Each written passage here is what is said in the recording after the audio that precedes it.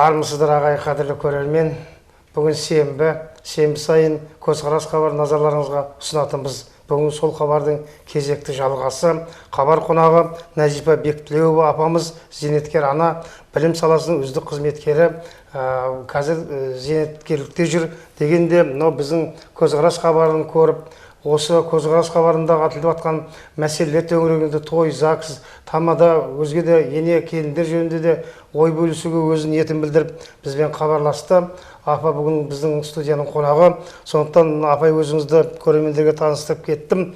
Дегенде өзіңіз айтқандай той мәселесі төңірегінде біздің қонақтарымыздың кейбір мәселелеріне келіспейтіндігіңізді, дегенде өзіңіздің ойыңызды, көзқарасыңызды білдірсем деген ниетпен келгеніңізді мен жаңа айттым. Сондықтан біз алдымен алғаш рет той, ЗАГСтың жүргізілуі, онан кейін құдалардың кей кезде тойға кешігіп келетін салт мәселесі жөнінде алғашқы сұрақ қойсақ, содан кейін ары қарай сұрағымызды өрбітіп хабарымызды жалғастыра берсек деген ниеттеміз. Сондықтан сөз кезегі өзіңізде.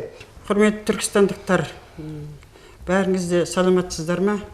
Мынау той туралы бір мәселе көтеріліп, қазақтың өзіміздің тойымыз туралы менде өз пікірімді білдіргім келеді. Қазақта келін түсіру тойы, қыз ұзату тойы және сүндет той деген үш негізгі тойымыз бар. Ал енді қалған жаңа туған күн өткізу, қырыққа келу, тілашар той дегендерді енді ол әркім өзінің қалауы бойынша өткізе береді. Негізі біздің осы үш тойымызды жақсылап өткізіп, кейбір кеткен кемшіліктерді сіздермен кеңескім келеді. Мынау келін түсіру тойында бірінші келіннің киімін дұрыстасақ, жалаңаш болмаса жоғарыда қазақтың өзіміздің киімімізді кисе деймін. Өйткені көпшілік болады, ішінде кореялар болады. Жас адамның жалаңаш киінгені анша бізге тура келмейді. Сондықтан өзіміздің жаңағы қазақша киімді жеңі бар, жағасы бар дегендей киімдерді кисе дұрыс болар еді. Одан кейін тойдың ол енді ұлды ұяға қондырғаннан кейін ол басы екі болып құралғаннан кейін ел жұртымызды шақырып, құда жекжатымызды шақырып, жанашырымызды, жолдастарымызды шақырып, қуанышымызды бөлісуге шақырамыз. Сол тойымыз біздің уақытылы басталса. Кейде мынау жастар қыдырып тойға кешігіп келеді, осыны болғызбау керек. Кейде құдалар қыдырып жүреді дағына тойға кешігіп келеді, той күтіп отырады, бұл да дұрыс емес. Сондықтан тойдың егесі солардың барлығын тойы басталғанға дейін соның бәрін дайындап қойса. Одан кейін кешігіп келетіндер енді тойға бәрі кешігіп келмейді ғой. Бір 100 адам келеді, 150 адам келеді, 50 адам кешігіп келер, оларды күтпей тойды бастай беру керек. Сосын ана кешігіп келген адам көпшіліктен кешірім сұрап кіре берсін. Сонда той дұрыс басталса, барлығы уақытысымен жүрсе, міне ол біз үшін үлкен қуаныш болар еді. Назипа апа, өзіңіз ойыңызды нақты айттыңыз. Дегенде енді осы жасқа келсіз талай той өткіздіңіз, талай тойға бардыңыз, өзге тойларға да қатыспаған жағдайларыңыз бар. Біздің тойлар сіздің ойыңыздан шыға ма? Өзіңіздің сол тойлармен салыстырма түрде ой бөлісіп айтсаңыз. Мен Қостанайда, Астанада, Алматыда, Жамбылда, Шымкентте, Атырауда, Астраханьның тойларын көрдім. Әрине, әр жердің тойы әртүрлі болғанмен мағынасы бірдей болады. Ол жерлердегі той менен біздің ауылдың тойын салыстырғанда, әрине біздің ауылдың тойының жақсы жақтары бар, көп. Бірақ шынара жаңағыдай қателіктер кездесіп қалады. Мен мынандай бір той көрдім. Қазақы қыз ұзату тойы, қызды қазақшалап киіндіріп, сәукелесін кигізіп, екі жеңгесі екі жағынан қолтықтап келді. Жігітті қазақша киіндіріп, екі жеңгесі екі жағынан қолтықтап келіп, қызбен екеуін той асы үстінде табыстырып, үлкен корея бір ер азаматтан бат алды. Сосын үлкен корея өсіп өнген бір ападан бат алды. Сөйтіп оларды апарып орнына отырғызып, ары қарай тойды жалғастырды. Ал енді сосын көп сөйлеу болған жоқ. Шыққан адамдардың ішінен біреу екеуі сөйлеп, қалғандары соған қосылып, одан кейін музыкалық сәлем жолдап, өте қызық түрде өткізді. Одан кейін тойды бір адам бастады. Сол жастарға жақсы тілек айтты, үйдің егесіне жақсылап тілек айтты, тойға тілек айтты, сөйтіп тойды жақсылап бастады бір адам. Сосын сол той бастаған адамға өзіміз қазақша, бұрында қазақта солай бастайтын еді ғой тойды. Қазақшалап жаңа шапан шапқытын беріп, сәлем сауқатымызды бердік. Ал енді қазір әр столға той бастар деп бір нәрселер кейіннен шығып жатыр, енді оны мен анша дұрыс көрмеймін. Бірақ енді кім біледі енді. Әркім өзінше істейді ғой. Мүмкін дұрыс шығар. Нәжип апай дұрыс айтып жатсыз ғой, енді тойдың ерекшеліктері әр жердің салты өзінше болады. Кей жағдайда біз келіспейтін жағдайларда да болып жататынында ол жасырын емес. Ал енді осы қазақтың ұлт дәстүр салтымызда ата бабадан келе жатқан қыздардың өз үйінде орамал тартқызып шығаратын деген бір салт пайда болды. Қыздарға өзінің үйінде, өзінің төркін үйінде ұзатылады ғой, қыз сол кезде басына ақ салғызбайтын баяғыда қазақтар. Өзінің барған жерінде ақ салады. Иә. Ал енді қазір кейбір жерлерде ақ салады, одан кейін жаңағы көйлек жаңағыдай киет. Бұл енді өте дұрыс емес, енді оны жастарды үйрету керек. Жаңағы өзінің барған жерінде, бет ашқан жерінде өзі үлкен кариялар, орамалын көп жасаған кариялар, өскен өнген кариялар басына жаулық салады. Міне сол дәстүр дұрыс. Мен өзім қыз ұзатқанда сондай істедім. Ал енді сіздердің замандарыңызда қандай еді? Біздің заманымыз енді біздің жастық дәуіріміз соғыспен өтті ғой. Соғыстан кейін институт бітіріп тұрмыс құрдық. Ол кезде бұндай салтанатты той жоқ. Әйтеуір беташар болып, жұрт өзің шама шарқынша ағайын туысқанын шақырып, әйтеуір келін түсті деген сияқты тойлар болды біздің кезімізде де енді. Сосын қызды жеңгесі алып барады. Төсек орныменен, ол кезде мәшине жоқ, аты бар атқа мінгізеді. Сауын сиырын береді дегендей қазақта енді. Сол бар беретін дүниесі сол еді біздің кезімізде.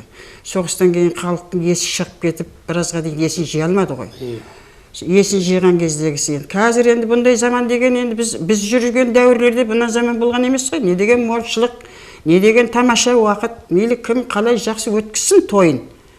Бірақ жаңағыдай кішкене нені сақтау керек те, біздің қазақтың өзіміздің салтымызды кішкене сақтау керек қой. Сонда кейінгі жастар да үйренеді.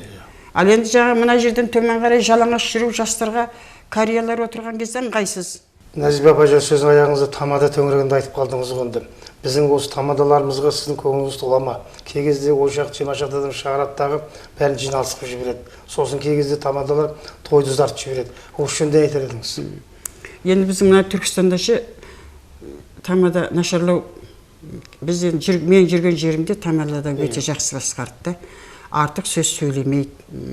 Сөз берген адамдардың жаңағыдай жақсылап, мақтап, барапаттап шығарып жатады. Ол адамның өзінің духын көтереді, ана адамның өзінің сөйлеуіне үлкен жағдай жасайды да енді. Жақсы тамадалар, небір әдемі тамадалар көрдім мен.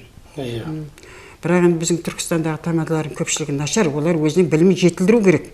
Біреудің жақсылығын, тойын басқаратын болғаннан кейін ақша батыр болыңыз. Ол өзін дайындау керек. Мен қалай өткізем пәленшенің тойын? Мына менің сөзім артық болмай ма деген сияқты. Мен тамадалармен келісіп планды құрып алам. Егер тамада сәл бір нәрсе жаңағысы сразу ескерту жасап отырамын өзімді. Енді Құдайға шүкір әйтеуір бірнеше келін түсірдік, бірнеше қыз ұзаттық. Балалар сүндет көріп той жасадық. Ол тамадаға мұқият болмаса, тойды жамыратып жібереді. Сондықтан тамада болатын адам өзін дайындау керек, ода оқу керек. Ода өзіне методика әдіс жинау керек. Сонда біреудің тойын жақсылап. Кейде тамада жетпей жатады ғой жазда. Біреулер тамадаға келеді, тойын біз шығып жібереді. Бұл болмайды. Сондықтан біздің Түркістанның тамадалары дайындалсын, дайындық жасасын. Біздің хабарды көріп отқан тамадалар ренжімес. Ренжімейді ғой. Мен де сізге қосымша айтайын. Бір үш тойға барып, сол бір тамада үш тойды қатар 2-3 күн жүріп, басқаша төртінші кім еді десең, ана тамада өткенде біз көрген тамада ма деп кеткін кеп кетеді да. Өйткені сол бір қайталағанда сол 3 тойда да 5 тойда да айта береді. Сіз айтқандай ол дайындалу керек. Дайындалу керек. Ол келін түсіру тойына дайындалу керек, қыз ұзату тойына дайындалу керек, ол сүндет тойға дайындалу керек. Мен қалай істеймін, қалай не сөйлеу керек. Соның бәрін ол үшін дайындалу керек бұларды. Ондай дайындалатын нелер бар тамадалар. Алматыдан көрдім мен ондайды, Атыраудан көрдім. Жақсы өткізген, енді тамаша өте. Өзің қалай өткенін білмей қаласың тойдың. Сосын бір мәселе. Осы тойларды қазір билетіп атады ғой, жалаңаш қыздар билейді енді ортаға шығып. Осыған қалай қарайдыңыз? Жоқ, жалаңаш той бізге жараспайды. Жалаңаш тойды өзім алған емеспін ондай тойлар. Керек емес үшін. Қисалақтап жалаңаш той жасау, ана үлкен адамдар ұялады қатты. Айтады сосын, мынау үшін істеп, 4-5 той алайық, өзіміздің қазақша тойымызда жетеді ғой бізде. Биіміз жетеді ғой біздің. Бізде би жетеді, қазақта өнер жетеді. Соны жақсылап өрістетіп, ошын шығарып тастау керек оны. Керек емес тойдан. мейлі алатын адамдар алар, бірақ біздің қазаққа тура келмейді. Бізде енді мынау қазір осындай билейтін жастар бар ғой, енді іздесе табылады. Дегенде кей кездерде сол анау басқа ұлттың да биін билеп жіберетіндер бар. Оған келісесіз бе? Жоқ, келіспеймін. Жалаңаш билемесін. Енді басқа ұлттың биі болғанда да бір жағымсыздау билер болады, енді оны білмедім мен өзім алған емеспін. Алып атқандарға не дейсіз, ама дейсіз бе? Өздері білсін де енді. Дегенде біз көзқарас білдіріп жатырмыз ғой, жұртқа ой салып, ой көтеріп жатырмыз. Негізі жалаңаш би керек емес. Енді қиын нәрсе ол. Адам ұялады оны көргенде. Жалғыз біз емес, басқа кореялар бар, басқалар бар, ұялады. Кей кезде тойларға барамыз, енді ашық айта берейік әңгімені. Сіз қатары осы апалар, әжелеріміз шалбар киіп, сол жерде тойдың ортасында сөз сөйлеп, ембесе жаңағындай ақыл айтып жатады. Сол киінсіз қалай өзі? О заманда бұл заман әйтеуір әйелдер шалбар киетінді мода қылып алды ғой, дұрыс емес. Енді жастар өзінің заманына қарай кисін. Әжелерге ше? Әжелерге болмайды ғой. Мысалы, соны неге айтпаймыз біз енді? Неге айтпаймыз? Оны көйлек ше кәдімгі. Көйлекті кию керек, жақсылап. Шалбар киген деген ол қиын нәрсе ол. Ересек адамдарға. Жастарға оны енді Мен әжелерді айтып отырмын, сіздің замандастарыңызды айтып отырмын. Мен замандастарымдікі дұрыс емес, ол шалбар кимей қойсын олар. Көйлек киіп нормальный кәдімгі өзі бар ғой өзі. Біз қызмет істеп жүрген кезде мейлі жалаң бас жүрдік. Біздің заманымызда шалбар болған жоқ. Көйлекпен жүріп ақ талай жұмыс атқардық, мәселен. Отлик народное образование СССР әйтеуір адал атқардық жұмысымыз, шалбар кимей ақ. Ал енді ол енді дардай адам шалбар киген келіспейді. Ол болмайды. Ал енді мақұл енді үлкен кісілер келіспейді. Оған біз де келіспейміз. Дегенде мектепте білім бердіңіз жастарға. Сояқтан абыроймен зейнеткерлікке шықтыңыз, жастар тәрбиесі төңірегінде. Қазір мектепке барсаңыз, жас келіншектер шалбар киіп сабақ береді оқушылардың алдында. Онда қандай тәрбие болады? Ол мұғалімдерге рұқсат етпеу керек. Мұғалім деген өзінің сөзі менен, істеген мына үстіндегі киімі менен, сонымен балалардың алдында беделді. Мұғалімдерге даже артық сөйлеуге болмайды. Егер де бір сөз артық кетсе, бала соны ол іліп алаттағына соны мұғалімге ат қоя салады. Ал енді мұғалім деген халық ол өзінің характеристика, мінездеме беретін адамы алдында отыр. Бала береді характеристиканы, қандай мұғалім екенін. Мен сондықтан мұғалімдер деген өте сақ болу керек. Киімі жақсы болу керек, сөзі әдемі болу керек. Сонда тыңдайды бала. Көп мұғалімдер тыңдамайды ғой балалар. Біз енді соны мұғалімдерге айтсақ, мұғалімдер құлаққа аспаса, оны енді білім беру саласының басшылары бар, мектеп басшылары бар, соларға да құлаққа асетіп айтуға болады ғой? Айту керек қой, айту керек. Енді мұғалімдер өте сақ болу керек. Мұғалім бедел, балалар арасында бедел жинау деген оңай емес. Мұғалім деген жұмыс оңай емес, істедім мен қанша жыл. Қанша жыл істедім. Мен шалбар кимей ақ пенсияға шықтым ғой мысалы. Біздің киіміміз единый болатын. Костюм, юбка. Соны киеміз дағына қақайып сабақ береміз. Сонда сен не киіп келіп жатсың, бірнеше киімді ауыстырмадың деп ешкім бізді сөккен емес. Кәдімгі костюм, юбка кәдімгі. Ең жақсы. Сонымен жақсы. Жазда өзі лишний бір өзіміздің көйлегіміз болады, однотонный болады балаларға. Балаларды оқыттық біз, көп адам тәрбиеледік біздер. Қазір біздің тәрбиелеген балаларымыз қайда? О парламентте деп. Сол жас оқыған балалар осылардың бәрі, тәрбиелі балалар бәрі. Тәрбиелеп, балалардың бәрінен кішкентай артық сөз айтып қойса, басқа қылса бәрін анализ жасап түсіндіріп балаларға. Мен жаман сөз айтып, ұрысып балаға неғылық ар намысына тиген емеспін мен. Ол ар намысына тигеннен кейін бала ерексіп кетеді. Жайлап отырып, кемшілігін мойындатып, бір жағын мақтап қойып, небір бұзықтарды, небір ұрыларды тәрбиеледік қой. Небір жаңағы семьясы дұрыс емес балаларды тәрбиелеп шығардық. Жақсы болды, әлі күнге дейін хабарласып тұрады өзімізбенен. Сол енді ол мұғалімдерге ол шалбар киіп дұрыс емес деп есептеймін. Біздің енді осы хабарды көріп тұрған көптеген өзіңіздің сіңілі әпкелеріңіз болса, тыңдап жатса, осы мәселеге енді ерекше көңіл бөледі ғой деген ойдамыз. Өйткені біз қоғамдық пікір тудырып, көптің ой пікір ұсыныс көзқарасын білуді жөн санағандықтан осы мәселеге де барудың сәті түсіп тұр. Сондықтан біздің көрермендер осы мәселе төңірегінде де, той жөнінде де өз пікірлерін білдірем десе, бізбен хабарласыңыз. Міне Назиба апай өзі пікірін білдіріп, көзқарасын айтып жатыр. Сондықтан сіздерді де осындай көзқарасқа шақырамыз. Нәзип апа, мына енді сіз енді білім саласының үздігі болғаннан кейін, зейнеткер апа болғаннан кейін жөніндегі мектеп төңірегінде мәселеміз қозғап кеттік дегенде тойға қайта ойысайық. Осы қазір көріп жүрсіздер, ЗАГС-ке мінген машинелерде балалардың тәртіпсіздігін. Осыны енді ата-ана айтуға болады ғой, әлде болмай ма? Неге болмайды? Бір балалар басын шығарып машинеден, біреулер үстіне шығып алады. Міне бұл дұрыс емес қой. Енді сол ата-аналардың ішінен бір өкілді балалардың ішіне қоюға болады ғой, ондай істемеңдер балалар. Ал біреу болса, біреу бір қазақ ұшыраса, жаман бір жағдайға ұшыраса, той не болды? Сондықтан негізі ата-ана сондайлардың бәріне жол көрсетіп отыру керек. ЗАГС-ке жүрсін, мақұл. А бірақ жаңағыдай тәртіпсіздік болмасын да енді. Бір үлкен адам қасына қосып қойса болмай ма? Ішінде естияр адамды қосып қою керек. Машинеден басын шығармасын, машина үстінде мінбесін, жүрсін ЗАГС-ке, адам сияқтанып. Ал енді бұл дұрыс емес. Егер де сол жерден біреу ұшып кетіп, басқаша бір қазақ ұшыраса, сонда той не болды? Бұндай жағдайлар болды. Болады ғой? Болды. ЗАГС-ке кетіп, Гулянияға кетіп, анау жас жұбайлардың аварияға ұшыраған кездері болды. Мен қорқып отырмын айтуға. Вот сондайлар болмас үшін ата-анам сақ болу керек. Сайлап қою керек бір адамды. Чтобы тәртіпке. Той болғанда да той қашан аяқталғанша біз барлығын қарап, жаңа қалай өтеді, қалай болады, бір жерден бір нәрсе шығып кете ме деп бәрін бақылап отырамыз. Адамдар қойып жүреміз арасына. Соны той өткізу оңай ма?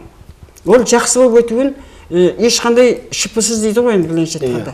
Сөйтіп жақсы болып тарқауын ол адамның өзіне жақсы ғой. Сол енді жаңағыдай нәрсені сақ болу керек енді. Жастарға үйрету керек. Жастар үйренеді айтса, жайлап айтса да. Бетімен жібермеу керек. Тәрбие, мынау алдымен білім алу үшін тәрбие болу керек.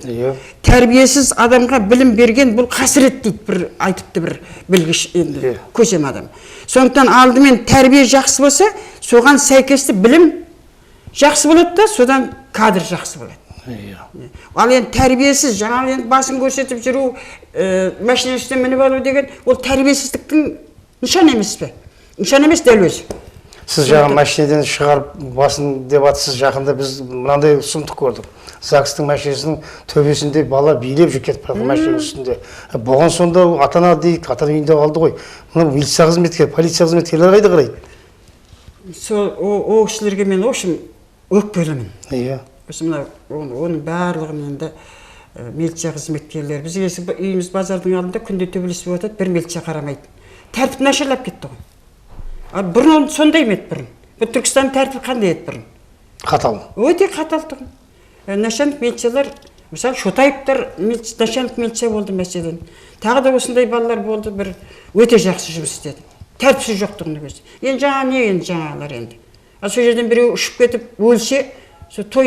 Талғайын қолайын деп тұр ғой.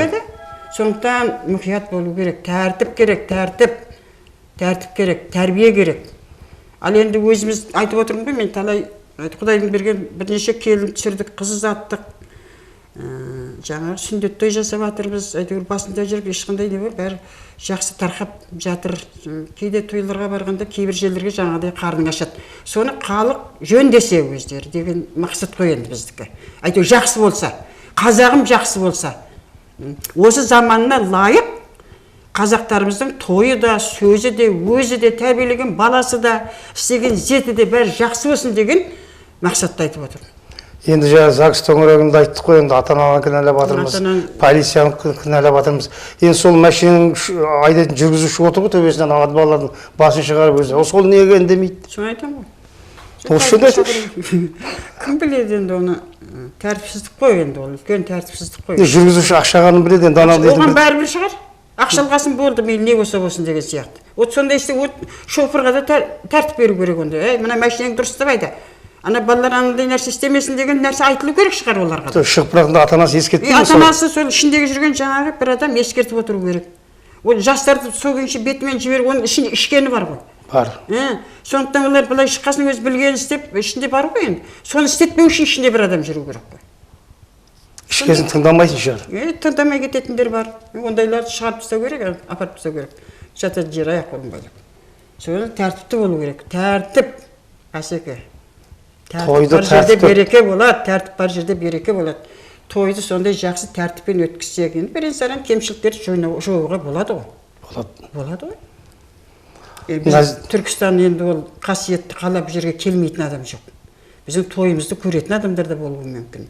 Қасиетті Түркістанды өзінің қасиетіменен ұстауымыз керек қой. Біздің Қазақстанда қандай маман жетіспейді. Иә. Мен бір баламды жаңа аэрокосмический неге жібердім ғой, оқуға. 6 жыл оқып келді. Инженер аэрокосмического корабля болды. Сол бала қазір Талғат Мұсабаевтың замы болып істеп отыр мысалы. Білімі жақсы. Мен мақтанғаным емес. Просто мұнай жағына оқыттым балаларды. Жаңа космический жағына оқыттым. Мұғалім, өзім мұғалім болған, мұғалім оқытқан жоқтың ешқайсысын. Неге? Қиын мұғалім болып істеу, қиын. Қиын жұмыс, өте қиын жұмыс. Мен өзім басымнан өткеннен кейін сендер мұғалім болмай-ақ қойыңдар, инженер болып жатыр еді, сондай ғой, врачтар да бар. Бәрі де сондай. Сондықтан көпшілікке ден талабым менің. Сол айту жақсы болсақ, Түркістанның барлық істеген жұмысымыз жақсы, нәтижелі болса, халқымыз тойыншылық кезде осындай тәртіпсіздік болмаса, еш нәрсе жақсы, жаман нәрсе естімесек деген нәрсе ғой енді. Халыққа көпшілікке айтып отырмыз. Көпшілік құптамас Асеке. Жеке өзінің пікірі ғой олар. Мен өзім жеке өзім пікірім осы. Азаматтық парыз есебінде айтып тұрсыз, енді оңыздың орынды. Оның бәрін түсінеміз. Соны түсінсеңіздер, сол бәрін ойдағыда әңгімені қорытып келген кезде, сол жақсы жаққа бейімдеп, тойды да жақсылап өткізуге болады. Бәрін жақсылап істеуге болады. Өзіміздің қолымызда ғой.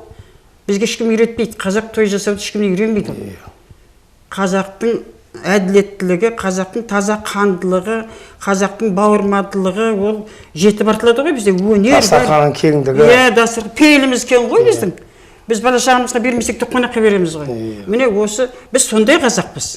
Сол қазақтығымызға лайықты жұмысымыз болу керек. Соны айтқым келеді басынан. Мына енді осы хабар аяғында айтқан қазақ екеніңізді, қазаққа салт дәстүрмен жұмыс жүргізуіңізді айтқаннан кейін көптеген өзіңіздің замандастарыңыз, келіндеріңіз, одан кейін қыздарыңыз, балаларыңыз біздің хабарды көріп отыр. Өзінің шәкірттеріңіз де бар шығар ішінде. Осы сіз айтқан пікірге келіседі ғой деген ойдамыз. Ал енді Назипа апа, осымен бүгін хабарымызды аяқтасақ деп отырмын. Сіз өзіңіз біздің хабарды көріп, осындай ой пікір көзқарас білдіремін деп келгеніңізге көптен көп рахмет. Ұзақ жасаңыз, немере шөберелердің шөпшіктің қызығын көре беріңіз. Жаңа айтып жатсыз ғой енді, оның ұл қызым бар деп, солардың қызықшылығы мол болсын деп ойлаймыз. Әр уақытта сізге зор денсаулық болсын. Ал енді қадір көрермен, біздің Назипа апа сияқты өздеріңіздің көзқарастарыңызды білдіріп, өз ой пікірімен телеарна арқылы елге айтам дейтін көрермен болса, тағы да айтам, келіңіздер. Осы жерде, мына студияда сіздерге де кезек беріп, өздеріңіз ой пікір-ұсыныстарыңызды айтқызуға біз дайынбыз. Сондықтан сіздердің келулеріңізді күтеміз. Қош сау болыңыздар.